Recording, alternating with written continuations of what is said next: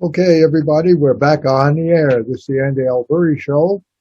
Today we are live, and it is the only day of the week, which is Thursday, that you catch a live show with this programming. Uh, this morning we were at the uh, breakfast for men, women, and whoever wants to show up. And there was a question that came up that I'm not sure how I should answer it, or maybe even how we should approach this. But it had to do with people who have rental properties or even homeowners. And what happened as we understood it, by the way, if you know somebody that has a rental property and they have tenants, you might want to have them tune in and join in on this topic. The number here, if they decide to call in, is 775-990-4900. So the discussion was this. You have a tenant, he's been there for 2 or 3 years, and one day the tenant loses his job, he can't pay you the rent, and he moves out. He moves out, but he didn't pay the electric bill, or he didn't pay the trash bill. And you would think that because it was the tenant who contracted with the electric company, that the electric company should be dealing with that tenant on the missing money. But we were informed this morning at breakfast by somebody who had a rental like this, that that wasn't how it worked. The owner of the property, if the tenant didn't pay when he left, the owner of the property, before they could rent it out again with power to the property, had to pay that bill or charge the new tenant coming in with the missing money.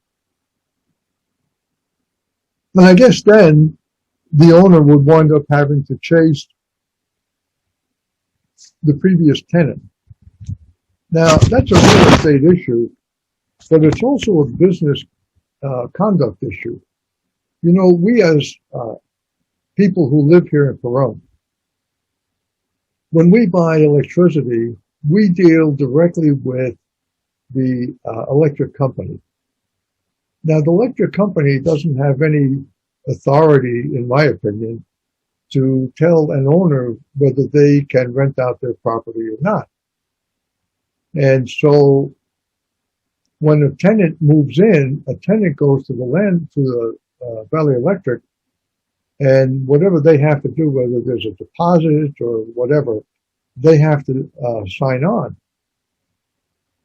And in my opinion, the way it should work is now the electric company has a relationship with that tenant in the property. And it's up to the electric company to make sure the bills are paid from that tenant every month. Now, I'm not on the board of directors of Valley Electric, but it would seem to me that's a very sad thing for the owner of the property to have to manage the finances of somebody who contracts directly with the electric company. Now, there may be some ways around that, but the first question I would like to ask is, and I haven't had a chance to research this yet, is just what policy exists at Valley Electric? Number one, when the owner signs on to let them put a meter on the property, and two, when a tenant agrees to buy electricity from Valley Electric.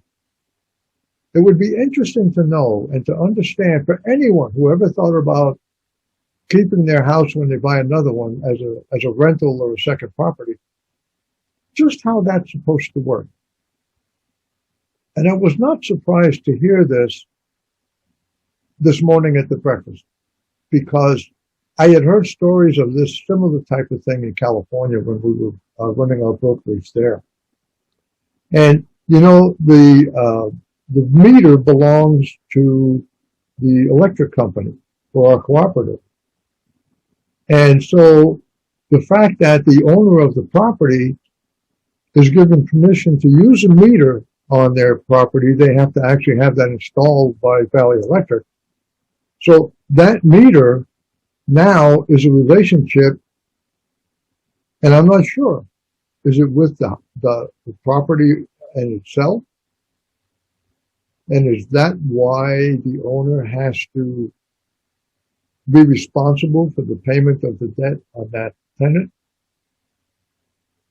Then there are some companies here in town that do rental properties, and I'm sure they've run across this question before. So it would be good if somebody could call us and kind of open a discussion as to whether this has happened to them and how they've dealt with it. I can tell you how I used to do rental properties when we were in California. One time I was a broker in California and in Nevada. So we had some customers that have rental properties, and they had not many.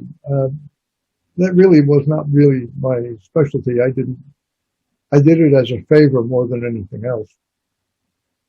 And oddly enough, in California, if you want to manage someone's rental property, that was part of the broker's license that you received, and you were expected to know and conduct yourself properly in doing those rentals or whatever other type of business you might be in, with the exception of being an appraiser.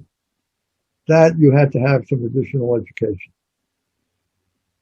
So what we used to do when we had a tenant come in, we never did leases. We always did a month-to-month arrangement where we wrote into the agreement that if the tenant paid on time every month, that they could continue to stay in the property for as long as they could continue to make the payment. And if they couldn't make a payment for 1 month, we had an option for them, and that was this.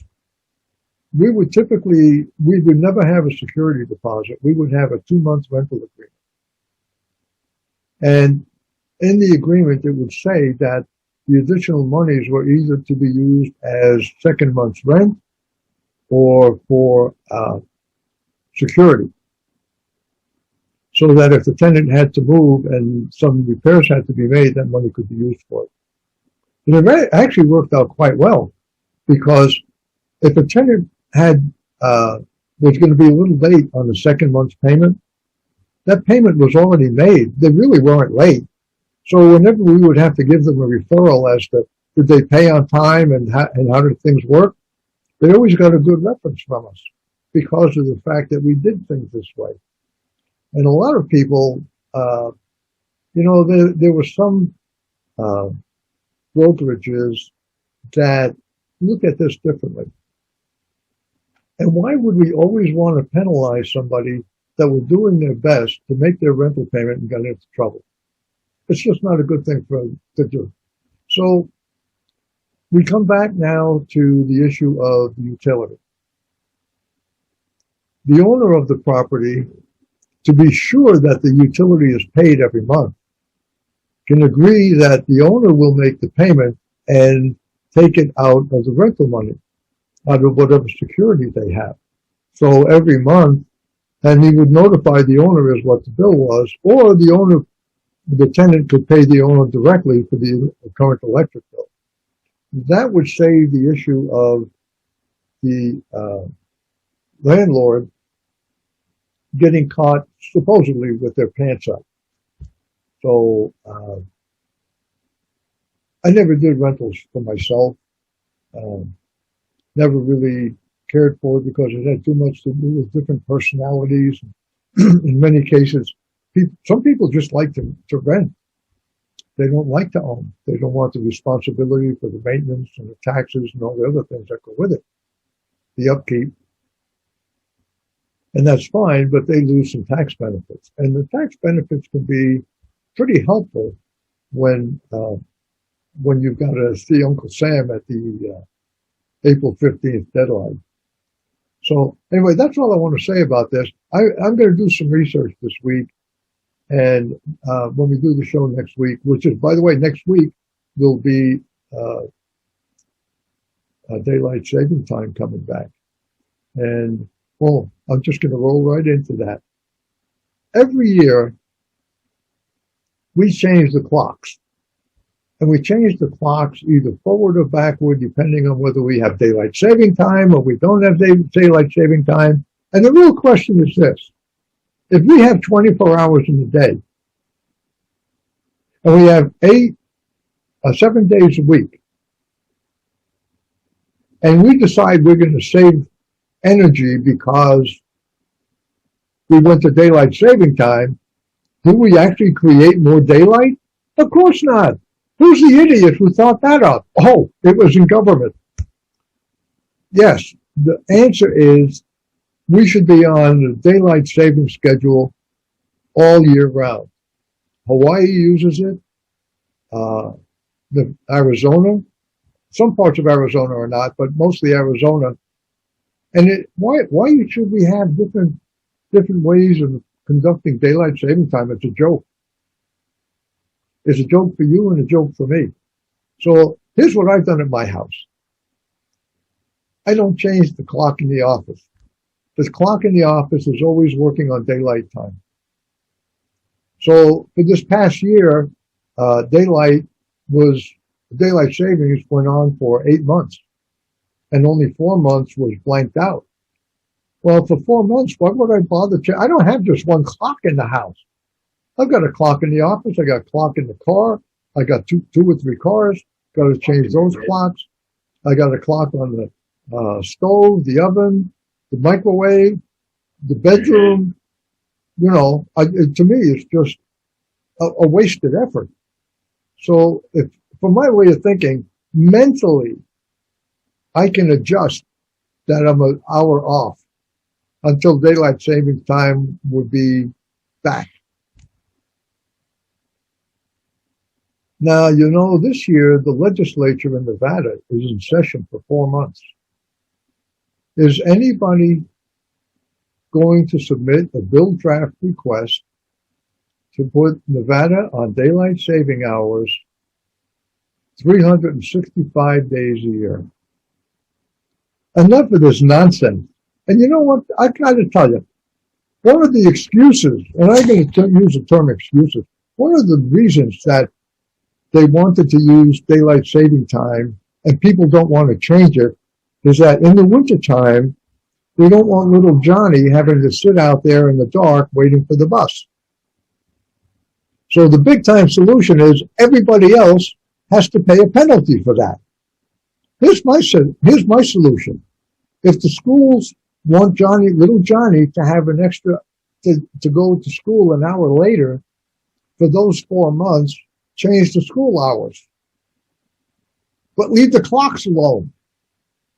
Now, if you're on a school board here or you go to school and you're a parent, you know what I'm talking about. I can remember as a little kid when I lived in Long Island.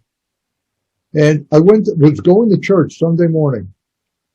And at that time, if I recall, it was Easter services, and that was when daylight saving time was changing over. And by the way, it isn't always the same time every year. They can decide when daylight savings comes and goes. Well, that's easy to plan your schedule. So anyway, I got up that morning and I went to church, and I got there at 10 o'clock and the services were at 9 because of good old daylight saving time, and my folks hadn't changed the clock. Do we really need to do that? Aren't there better ways to manage this? So if you have a phone number for a legislator, or you know where to find him, county commissioners, you know, this doesn't just affect every single individual who lives in Nevada. It affects every business that's in Nevada. You know, contractors start early in the morning. The earlier they start, the better, especially during the summertime. But when you have people constantly, every year, changing the clock twice, this is a stupid idea. And I know Benjamin Franklin brought it up, but that didn't mean he was smart about daylight saving time. Maybe he wasn't even serious about it. For my money, Leo Blundo, Donna Cox, Frank Carboni, everybody who is a commissioner should be taking a look at the question of daylight saving time. And contact one of the legislators. I'm sure they don't all have bill drafts that have been submitted, but that ought to be an easy one. Everybody, Republican and Democrat, ought to vote for that. Even those who don't have an opinion should vote for that. So phone number here is 775-990-4900. And once again, I'll give it to you because Some people are just, they don't sit by the radio with a pen and pencil. I don't know why. Things are so important that we talk about not. 775-990-4900. And if somebody answers and says hello, that'll be the station manager. Okay, so, I want to move on here to a different topic. I hate to really talk about national issues, but this is going to become a local issue. This whole issue of the border and the wall that Donald Trump and the Republicans put up wasn't quite finished, but it was real. Listen, when Trump spoke, people believed what he told them, and our illegal alien immigration dropped dramatically, and our border patrol agents had a much better handle on things. But now it's gone berserk. And there's still a wall there. Does your guy who can't remember what day it is and what town he's in, or what he's going to talk about, and has to look at his note to see, does your guy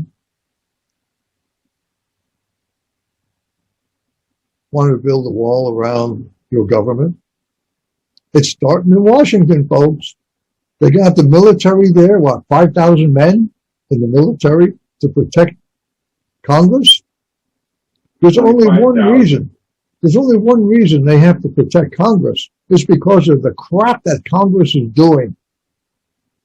It isn't that the people that went to Washington were bad people, but it was because the people who were, not the Republican Party so much, but the Democrats. And I'll tell you, you vote for your Democrat representatives, it's just unbelievable what they think they should be doing. So then now that they've had a raid on the congressional building, they're scared. Why should they be afraid of the people? Their job is not to be afraid, not to put up walls between them and the people, but to be out there in the hustings and understand the needs of the population, of the people. And don't tell me the people need free money from the government. That's BS. Whatever BS will stand for, you figure it out. So now we're hearing on the news today that they want to have that wall that was put up, and the wall right now is basically a big fence around the Capitol. But they want to keep the military there. The military! Folks, there's an issue here that's bigger than what you're seeing. I like to go back and look in history and see things that have happened. And sometimes people that are old, they know more than the people who are younger.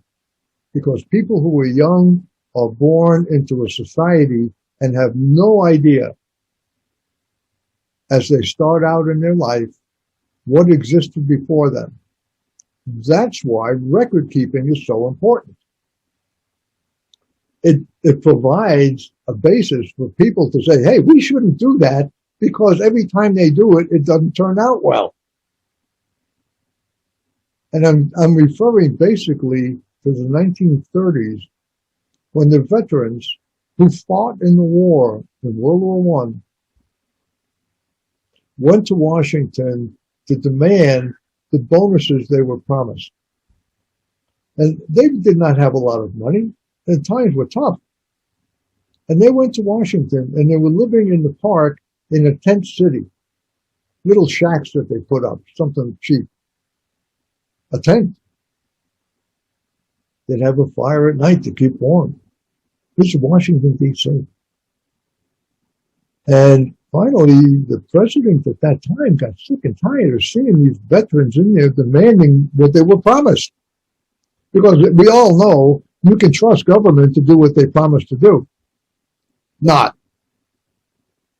I wouldn't trust anybody in government. Well, there were a couple of people I would trust, but they're not in government anymore.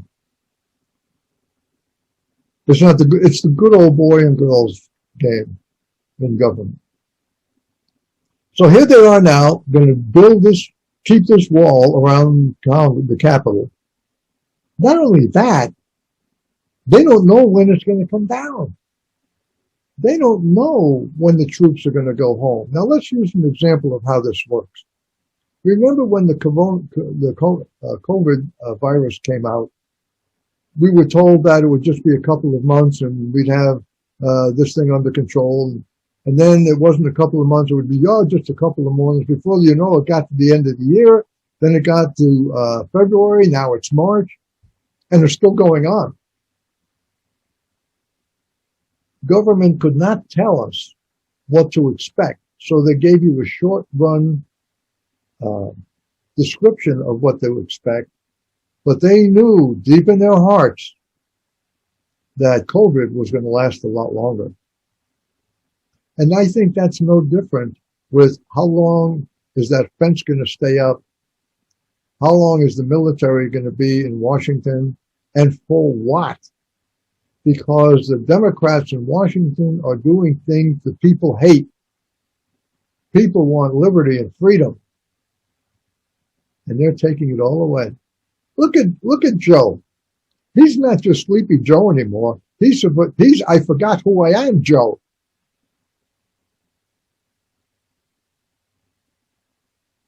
This guy is undoing everything Trump did to make freedom more desirable in this country, to help bring it back, to lift restrictions on corporations and companies, and to make it easier to start your own business. You want to start a business these days? It's a joke. I can remember being in California.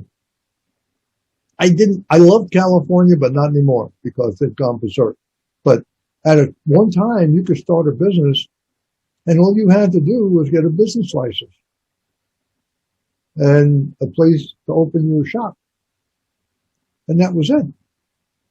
You didn't have 8 or 10 pages to fill out on, do you owe child support? Do you do this? Do you do that? How's your health? Give me a break here. What's your bank? You know, it's just gotten out of hand. Annie Black out of Mesquite has a petition online that you can sign to remove the state business licensing requirement. The state used to charge $100 for a business license. Then they wanted $400, and I believe now it's $200. But if you need a state business license, why do you need a county or a town business license? You should be able to use the state's information or do away with the state business license and let the local towns control. Now, I kind of like the idea of the state having the business license requirements for the state, and that none of the towns would have to purchase a business license or get approved. They could create a database for the state where if you wanted to know what businesses are in the town of Pahrump, you put in on a search the Pahrump and business license, and everybody shows up, and you could sort by alphabetical so you can look for what you're looking for, or you can sort by category, whatever it be.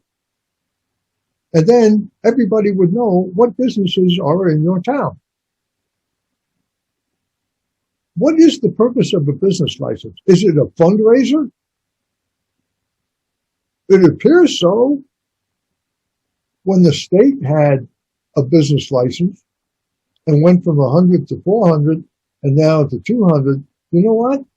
They admitted it. It was more money. It didn't cost them anymore. They just needed more money. And where did they go? They went to you. And it don't matter whether you're Republican or Democrat. They were both guilty. And I don't care if the Republicans don't fight hard enough to prevent these sorts of things.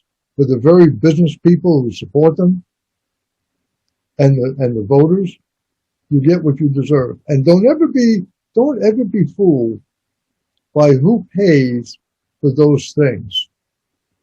Everything that has to do with getting that business license, every cost and expense. One of the fellows that does a show here in Pahrump told us that it cost him $5,000 to open a business here. And he didn't even build a building.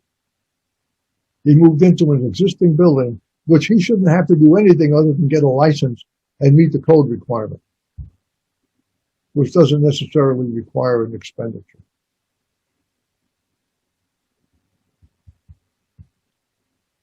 The only reason for a business license is to know who's here conducting business. Do you know of anybody in Pahrump, or in Nye County for that matter, that actually had their business license pulled, or that a hearing was held because of the way they conducted their business? I don't know of anybody. Never, to the best of my knowledge. Maybe one that happened. I don't know. Usually they go out of business because it's not the right kind of business. They don't provide a service to the public. Whatever the case may be, they ran out of money. They were unprofitable. The market changed.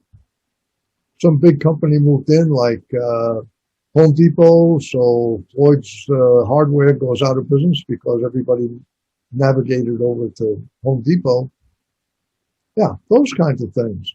But to penalize, and who do you think pays for it? You do. Every cost of a sale has to be high enough to cover the cost of operating the business. So you're going to sit there and you're going to say, well, I don't care. Let that business guy, let him have to pay.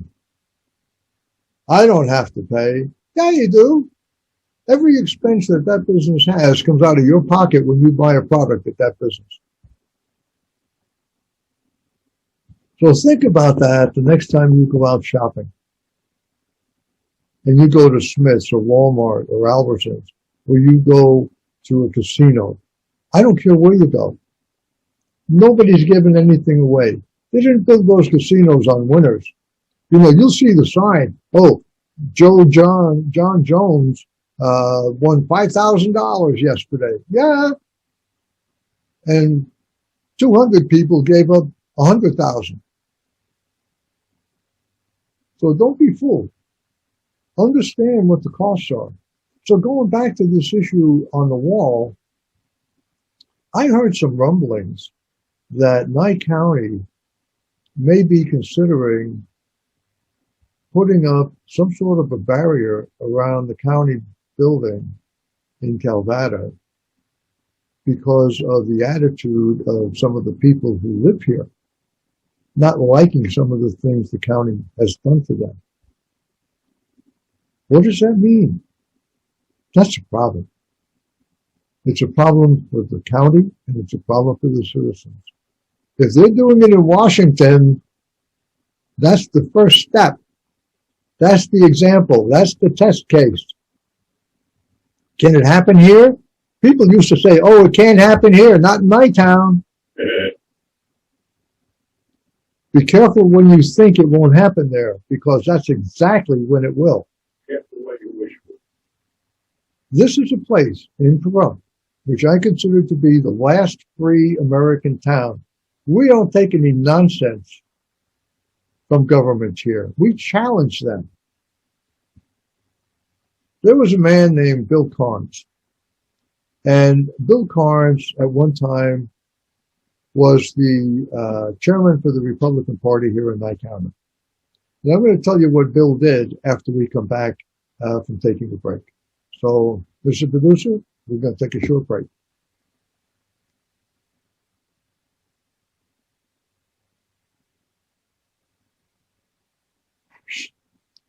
So we're back.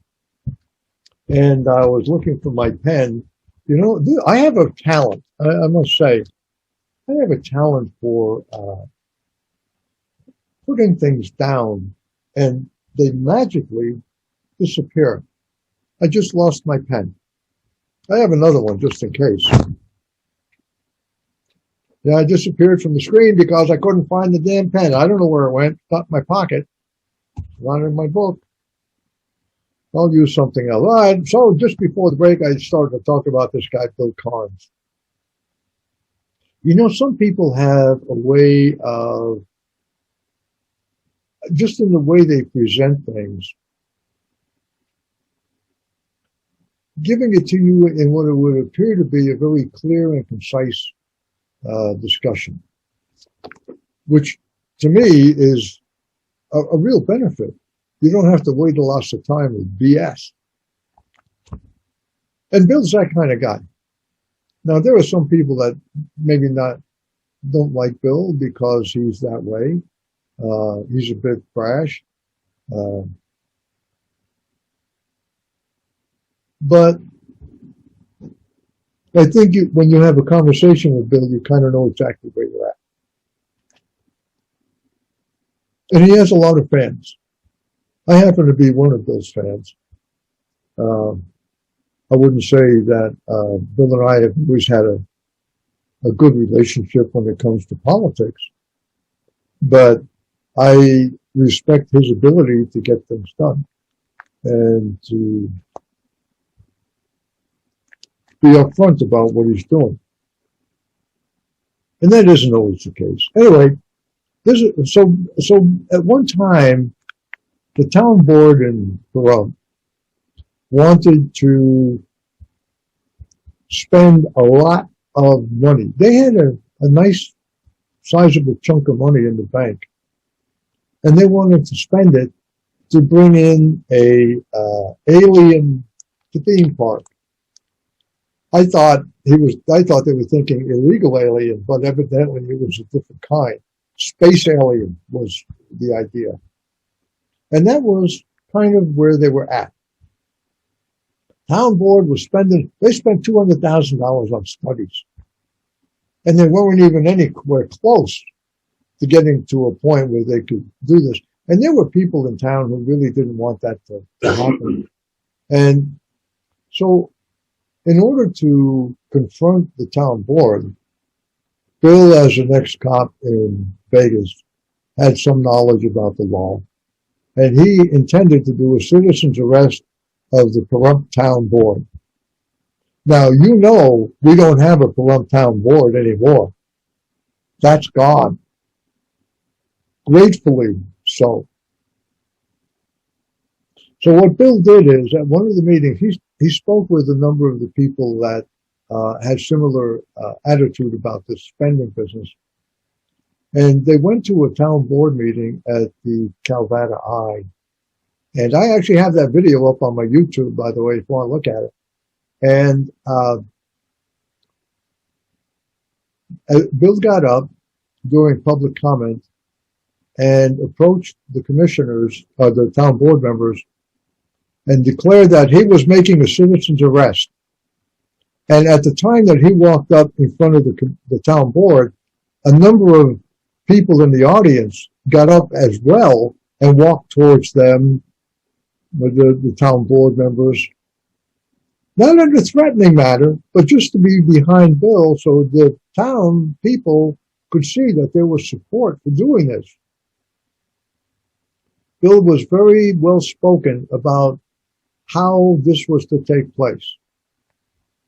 The only thing that happened that was unexpected was that the sheriff and the DA at the time protected the town board and they were never arrested. They had a hokey explanation for why they protected them. So the citizens in town could have they could have done a raid on the town offices, but they didn't do that. Because if they did that, probably we would have a wall around the town offices to protect them from the public. But we did have the ballot box, and we did have the ear of the commissioners. You have to understand how towns and counties are established. The feds accept the entrance into the union as a state. The state offices create the counties create the towns, and so forth. And towns have committees and things of that sort. So it boiled down to the fact that we didn't want this town board here anymore. And I would say, not single-handedly, but in leadership,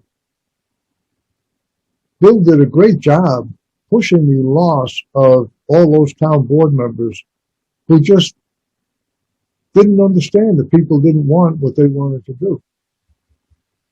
So eventually the town board was gone. And there was a lot of hip hip hoorays. Everybody was happy. But you know what? Now the commissioners have to, when they have a meeting at the county chambers, will withdraw their meeting and become the town board directors, and the people who are active in the town become advisory to them. And that's where we're at. We've eliminated one level of people having to do things in government. And why not? You know, you move here and you got a problem in the road. So you see, look, let's take a look at Pahrump Valley as a road.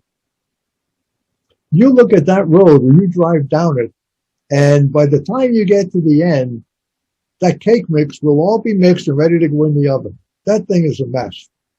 Now, we haven't had a lot of rain, but I guarantee you this. If we get 2 days worth of rain, that road's going to fall apart. You can already see it. Everything looks like pancakes in the road. The blacktop is just all broken up. And when the rains hit that, the water softens up the dirt underneath, and the next thing you know, poof, the road starts falling apart. And not literally, bigly, as somebody used to say. So when I tell you about what Bill has done here in Pahrump, it's not the only thing. But he now has looked at another issue that he thinks needs to be addressed by being elected to a position here in Pahrump. Valley Electric, the previous board of directors, Pikazi Kendashan, Dave, what's his name? All these people drove Valley Electric to the point of debt service that 75% of Valley Electric was technically owned by the banks because we owed so much money. They let Tom Husted, when he was here, run rampant. And this town board, I don't know, maybe they were afraid of this guy. I can't imagine that. Maybe he was the silver-tongued devil. So that when he would come to, so here's what happens when you get elected to something. You become friendly with the staff, and the staff kisses your ass because they want what they want. And if they're not nice to you, they know they're not going to get it.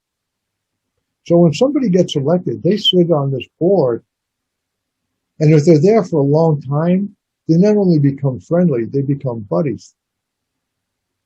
And everybody has to play along to get along. Well, that's what happened. So Bill has seen this happen. Bill has seen the dirt that's come out of Valley Electric, the terrible things that board did while they were in office. And he wasn't the only one. Bruce Holden circulated petitions with enough signatures to remove people from the board of directors. That's why Pete Gazzi resigned.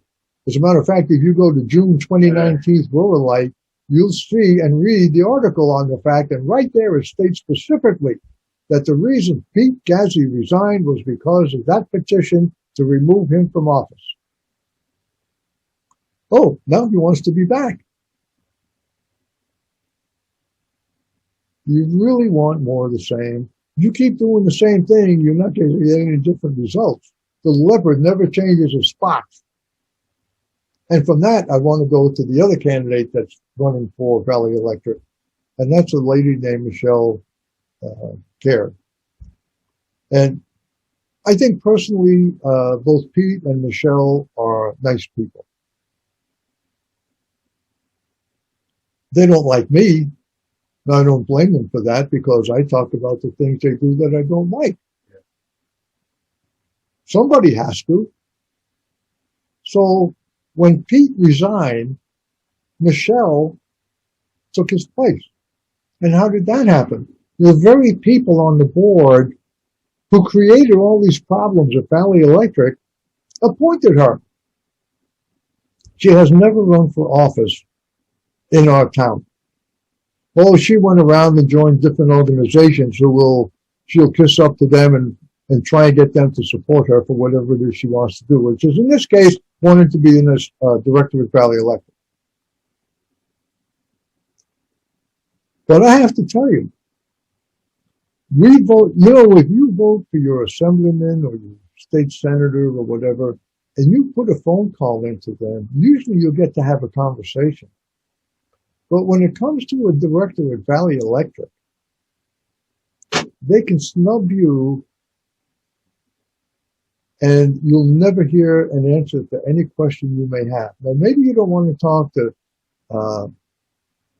the CEO of Valley Electric, and I think Mark's a decent guy.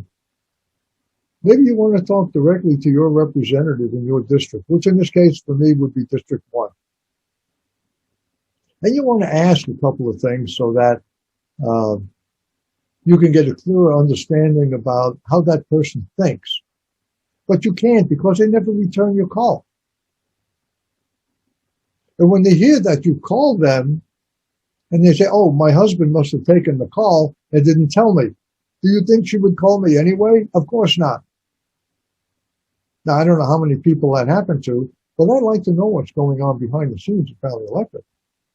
I watched that whole scenario with Angela Evans, and Michelle Carrot was on the board at that time. She was on the board of directors while the board of directors was assuring Angela Evans that her job was not in danger, that they would be bringing her back. And then after 4 or 5 months of Angela Evans waiting patiently for them to bring her back, they sent her a notice of dismissal. These are the two people running for this board of directors right now. You cannot trust what they would do. Michelle was in a co-op in Washington for 15 years. So even though she's just been here a short time, doesn't make her qualified to be a director here. I want somebody who lives here, who knows the people, who knows Pahrump and Nye County. And there's only one right now that I feel confident belongs sitting in that seat for District 1. And that's Bill Carnes.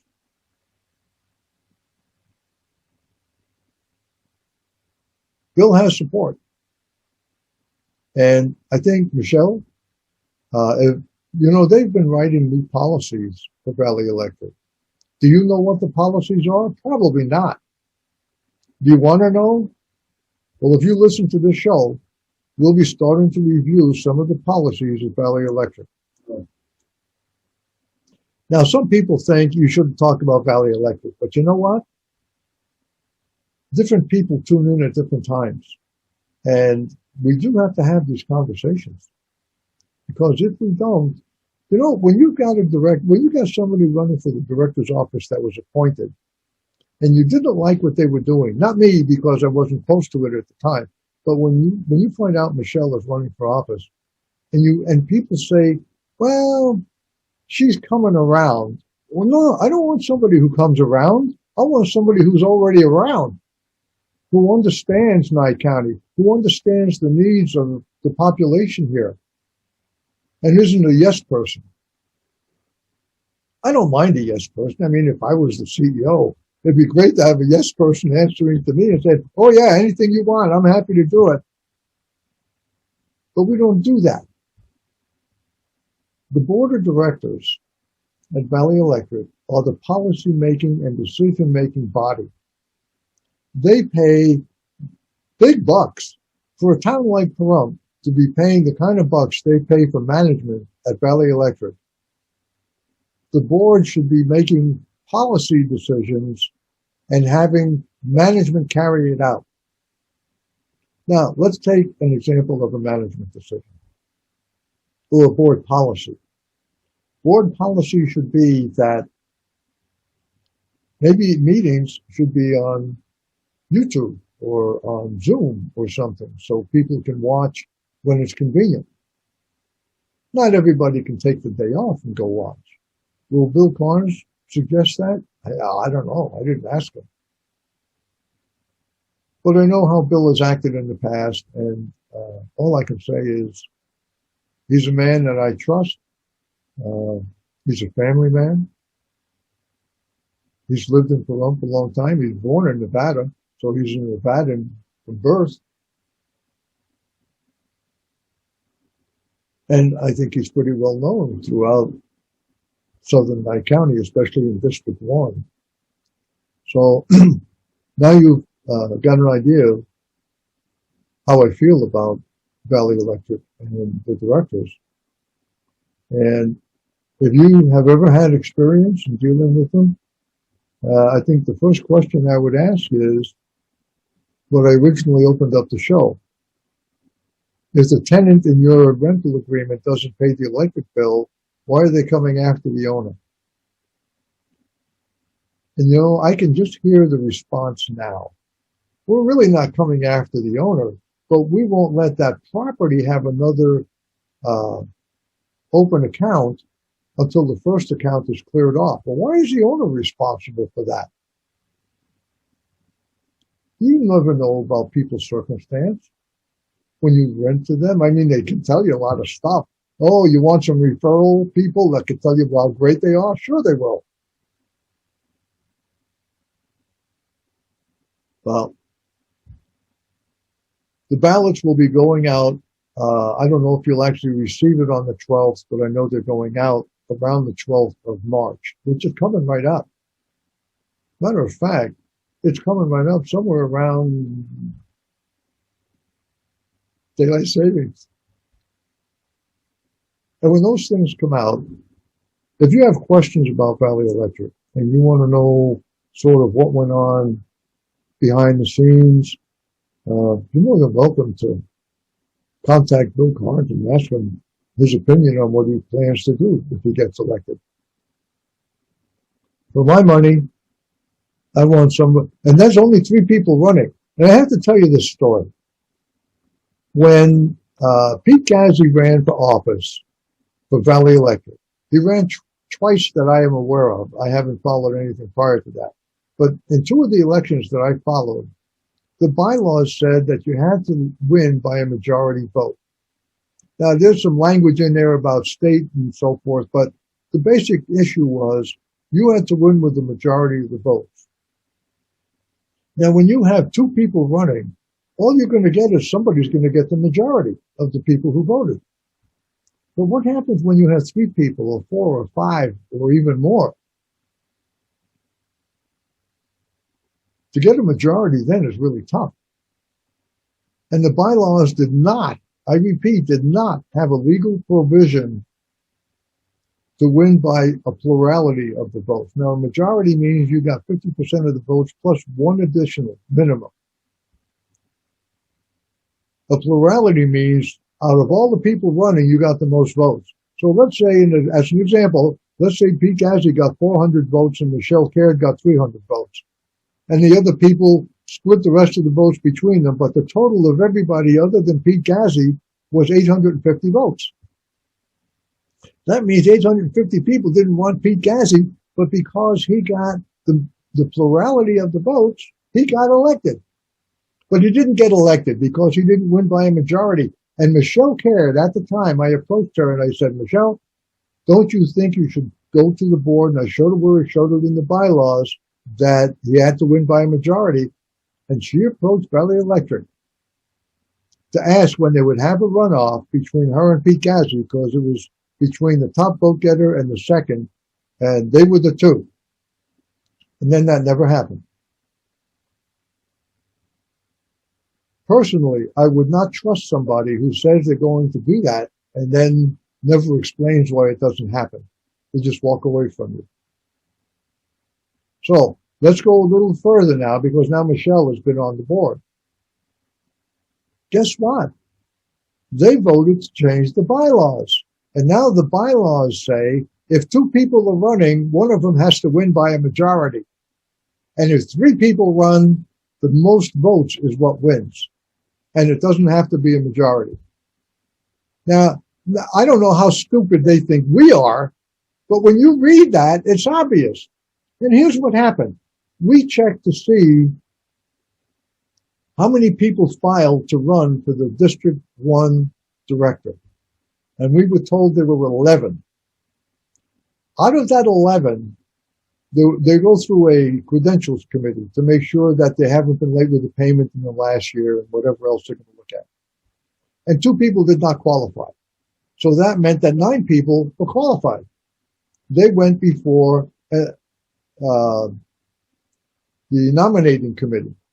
That the board of directors selected the nominating committee. They're nice people, but they have an axe to grind to support Valley Electric in the things that they did in the past, which were not good things. And I'm not going to be negative about everything Valley Electric has done, because there were some things that they did that I thought were a good move. But 75% of the debt, 75% of the assets under debt with the banks was not a good thing. So anyway,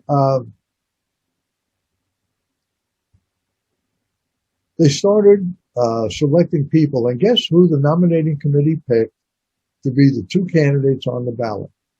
After they changed the bylaws that you had to win by a majority, unless there was more than 2 people running, they only selected 2 people to be on the ballot.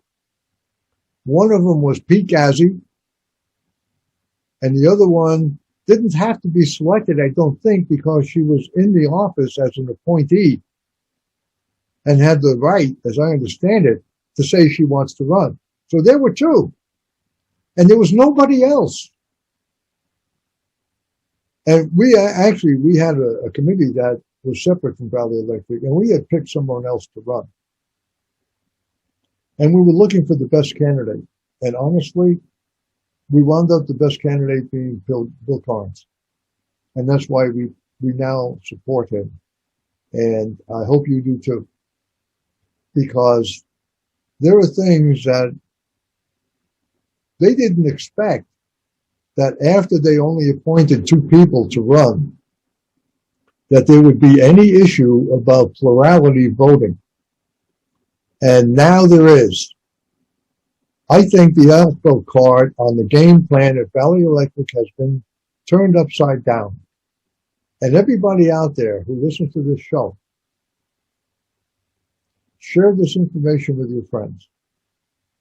The vote needs to be to take out anyone who holds office and get some people in there who understand how to be managers and overseers of Valley Electric. We pay people to be the CEO, to be the chief financial officer, to hold other positions.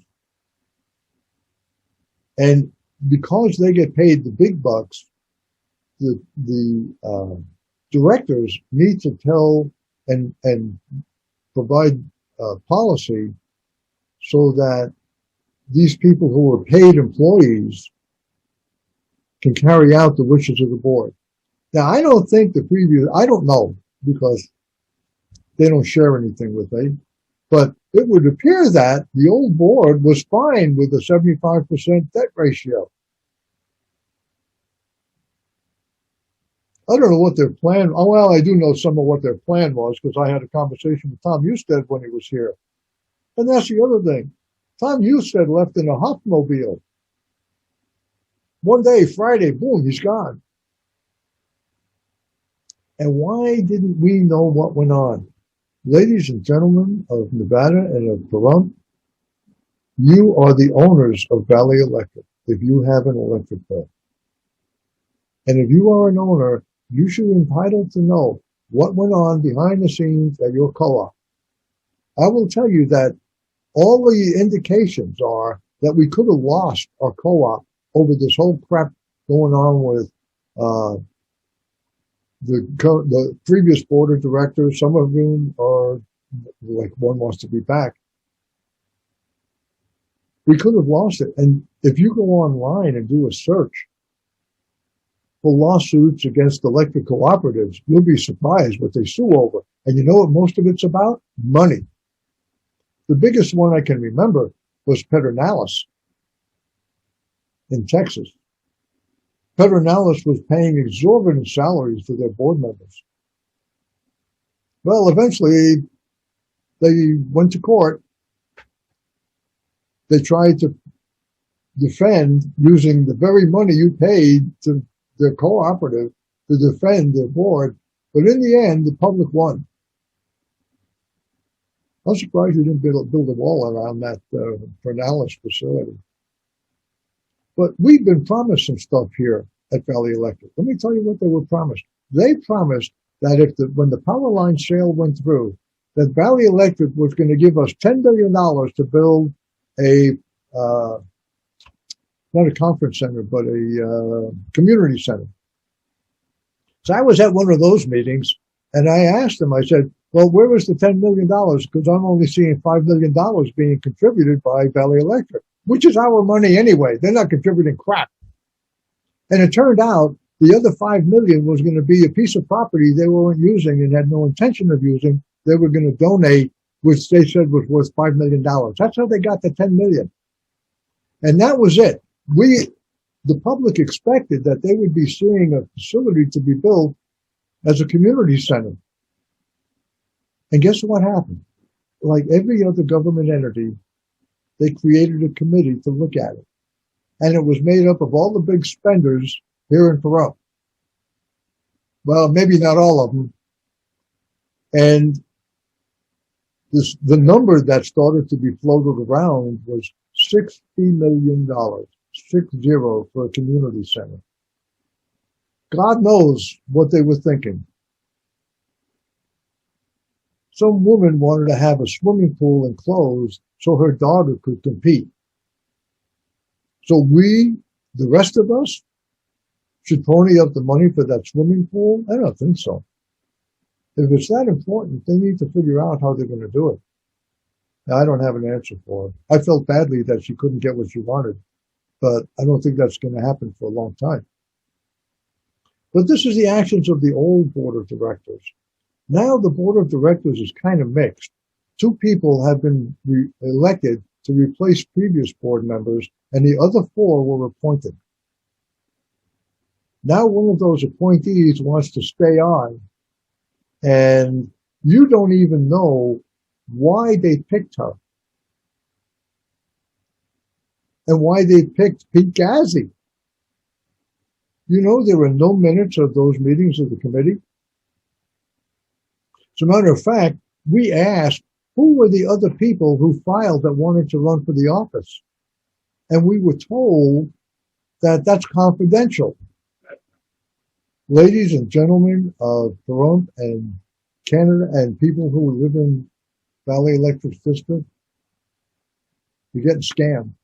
It's time to vote Bill Carnes for the next director at Valley Electric. And with that, it's been my pleasure to be on the show with you today and to talk about some of the issues that I see going on here locally.